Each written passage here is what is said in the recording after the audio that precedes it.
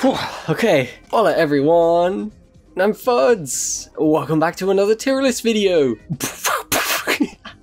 This late time I'll be ranking the classic events games and the objectives they had. Naturally, the event wasn't perfect, but personally I enjoyed it more than the hunt. A few things I did like was that there were much fewer games. I'm reading off of a script, can you tell? Yeah, I'm reading this all off of my phone, let me get it into a better position. Where am I? A few things I did like was that there were much fewer games. The classic theme carried over to all the other games of the hub, and is way cooler this time by having its own set of quests. Yeah. Get off my screen. What I didn't like? As funny as it was, rocket jumping from the mainland to the pot of gold and shooting rockets at other players so they got sentenced into Skibidi Toilet Simulator.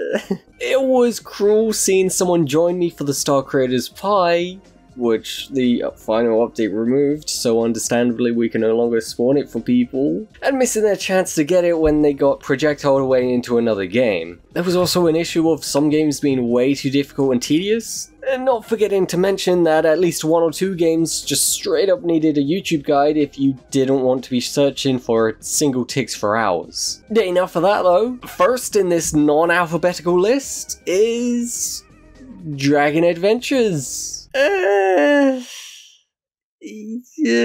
Yeah, not a fan of searching around the entire map, having no idea or hints of where exactly to find the retro eggs. I think as I go through all these games, they'll remind me of how long they all took and how repetitive they got. If the tasks were more balanced out with other ideas, it could have been more than just scavenging the retro eggs and hatching them. Yeah, then it would have been better, but that's fine for now. Restaurant Tycoon 2! Effectively an AFK grind. Tab in, buy more tables, make your employees miserable, and collect money.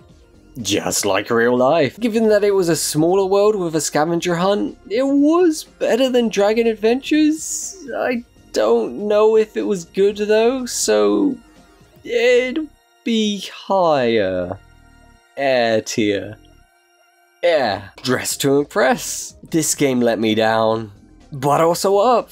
Down in the sense that the one ticks inside of the pillar was a cheesy spot to place one, and up when it gave us a really cool obby to complete. A fair bit of skill required, but I enjoyed it. I don't know, good or epic? Alright, for the obby it's going in epic. For the pillar, and I think it took multiple playthroughs to get all the ticks and such. Yeah, I think I'll put it in epic. It's a little downgrade from my last tier list, but I think that's fair. Arsenal. Having rarely played the game, it would have been great to have been reminded about how you can go faster with a knife out after my runs. Despite that, without the knife I managed to beat the game with 14 minutes and 59 seconds. It required skill and needed multiple attempts to beat all the quests, but I enjoyed it. I think Arsenal is probably one of the best at making these special events. More in future events would be great to see. Yeah, I'll put it in epic. I think it deserves to be higher than Dress to Impress in this tier list. Toilet Tower Defense. It wasn't dog water. But having only the starter towers and having to earn another tower because I'm not interested in the game outside of the events, and I prefer soloing, there was some fun to it, but I don't want to see it in future events because of how repetitive and boring and just... I think it should be easier in solo. It probably is, but it was still pretty annoying with the starter towers. So no. Gunfight Arena! This one was good! If you hadn't noticed, the server filled the enemy team with bots, so everyone got a fair chance of earning points. It was exhausting needing to earn lots of kills, however I enjoyed it. I think if they added an obby like Combat Warriors did in the Hunt, to knock back at least 50% of the needed kills, then that would be great balance to the event quests. There's room for it in future events, so I'll place it in... where do I put it? Yeah, I think it... honestly, I think it goes in air tier. it can do better, and I don't want to put it in good just yet. It'll be good in future events, I hope. I think I punched myself in the eye when I sneezed. Oh, I hate fever. I hate fever. I can't speak. I hate heat. What the? I hate hay fever. Oh, it's making me lose my mind. What do we have next? A Bee Swarm Simulator. This one was okay. I don't think it should have spaced out the ticks so much in 3 different worlds. The waves of enemies could have been balanced a lot more so that newer players could have or would have had a fair chance of beating it without too much reliance on more experienced players. Bee Swarm Simulator is a good game though, so I hope to see it again with balanced quests. Yeah, low end good. What's next? Tower Defense Simulator? Yeah, I think that's right. It's a little difficult to tell based on the thumbnail. I'm not too familiar with the game. Ticks in the small lobby to find? Yeah, that's good. World 3 took a few attempts, but I got there in the end. I liked that despite having no experience in the game outside of the events, it was fair on all players by handing us out a set loadout of towers to use. I think if they'd done that again, it would be nice. Could it be better? I don't know, Personally, I'm not a fan of tower defense simulators, with the exception being Tower Heroes. I think it's fair to put it in high-end good. Yeah, it's higher than Bee Swarm Simulator at least. Livetopia. As easy as this one was, it kinda sucked, just repeating the same task back and forth around the map 15 times. More if it glitched. Maybe something interesting for future events? I don't know. I'll put it in low end air. Yeah, I think that's alright. Bladewall! Where is it? This one, yeah. I'm not a fan of PvP, so I'm happy they added a boss fight. A few ticks were a bit confusing to get for a new player like me, and needed the purchase of a special skill to obtain, such as the pillar one, but I'll put it in low end good. I would really like to see more push for the team efforts against NPC bosses. Those types of quests are always great to have. They're fun for everyone. Clip it. I don't know. I think it was slightly better than...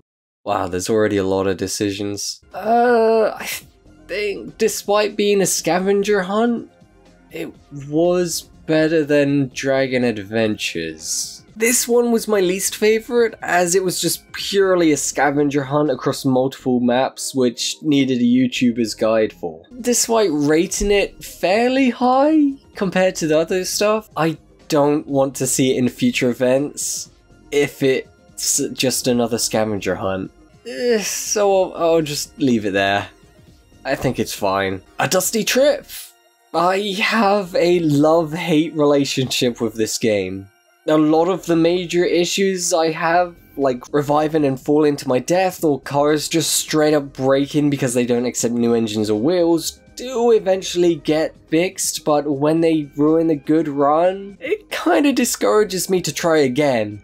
But in fairness to the event, yeah, scavenger hunts often suck, but the boss fight was awesome, and I enjoyed it, especially since it instantly beats the hub's boss fight in the bunker against 1x1x1x1.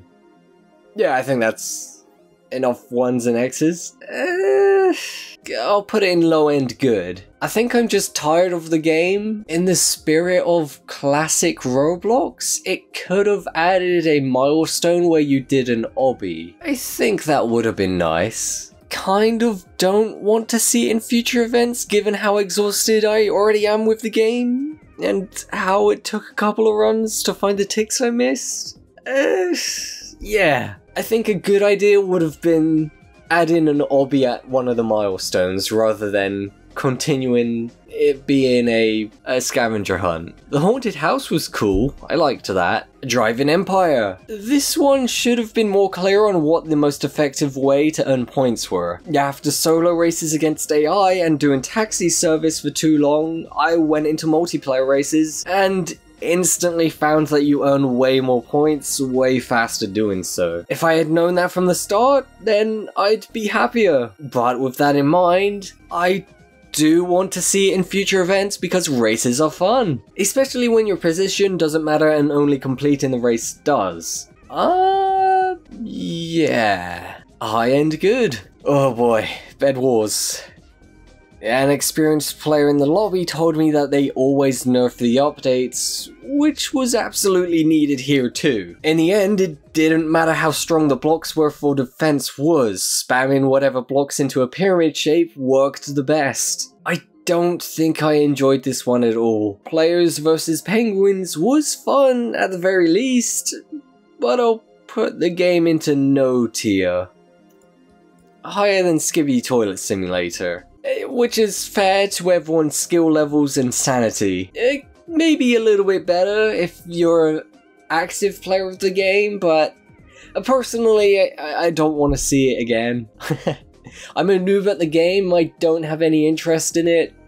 Yeah, I'll leave it at that. Yeah, this was the second game I resorted to watching a guide a little bit for. Whilst I choose to do the majority of the findings with a few usages of the guide for at least a few ticks I needed, I partnered with someone via the family system. I did the findings so that they could teleport to me and get it themselves, and they did the pet sitting for us both. Yeah, it's a win-win. Was the scavenger hunt in Adopt Me fun? No. Adopt Me have had way better tasks in the past. They could have done something better for players to do, like ice skating, an obby, or a speedrun. My general rule for events now is that if you needed a guide to complete a game's tasks, then it ends up lower on the tier list. So for Adopt Me, it's... I'm just simply tired of scavenger hunts. Second place. It wasn't the worst. Alright, looks good. And that's that. You got this far into the video, or skip to the end to see the results. That means you might have enjoyed it.